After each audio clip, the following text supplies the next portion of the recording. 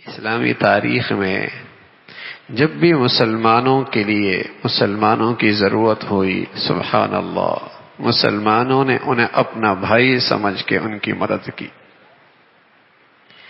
جب بھی ملت اسلامیہ مسلمان قوم خطرے میں آئی، مسلمانوں نے اپنا سب کچھ پیش کر دیا۔ تاریخ اسلام میں ایک خاتون کا تذکرہ ہے، حضرت خنسہ رضی اللہ تعالیٰ عنہ۔ حضرت خنسہ اپنے سینے میں بڑا درد بھرا دل رکھتی تھی۔ بھائیوں کا انتقال ہوا تو اس پر انہوں نے مرثیے کہے، بڑے درد بھرے مرثیے کہے۔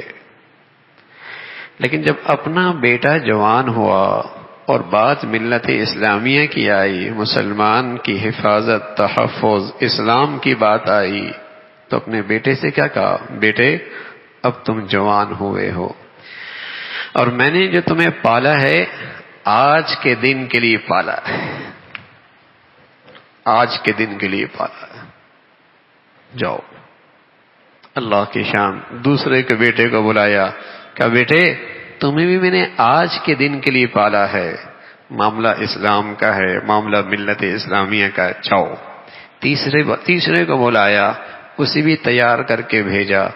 اللہ کی شان ہے، اللہ نے اس خاتون کے تینوں بیٹوں کو قبول فرما لیا۔ کیا کہتی ہے یہ خاتون؟ الحمدللہ الذی اکرمنی بشہادتہم، اے اللہ تیرا بہت شکر ہے، اے اللہ تیرا بہت شکر ہے، تو نے مجھے ان بچوں کی قربانی پر عزت بخشی ہے۔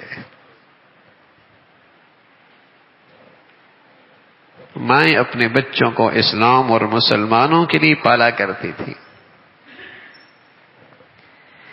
میں اپنے بچوں کو ملت اسلامیہ کے لیے پالا کرتی تھی، خود غرض نہیں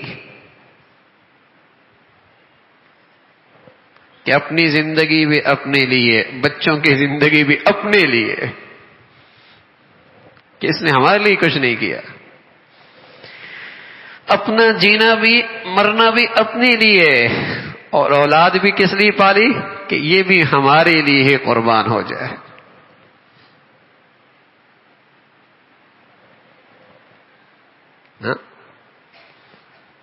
کیوں پال رہے ہیں اولاد کو؟ مسلمانوں کے لیے، اسلام کے لیے، ملت اسلامیہ کے لیے۔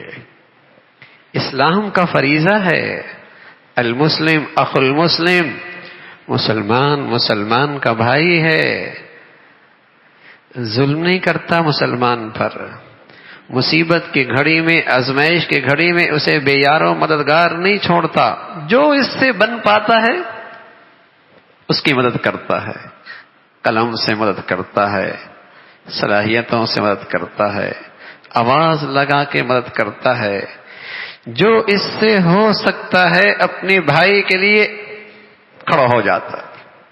یہ اس کے اسلام کا تقاضا ہے۔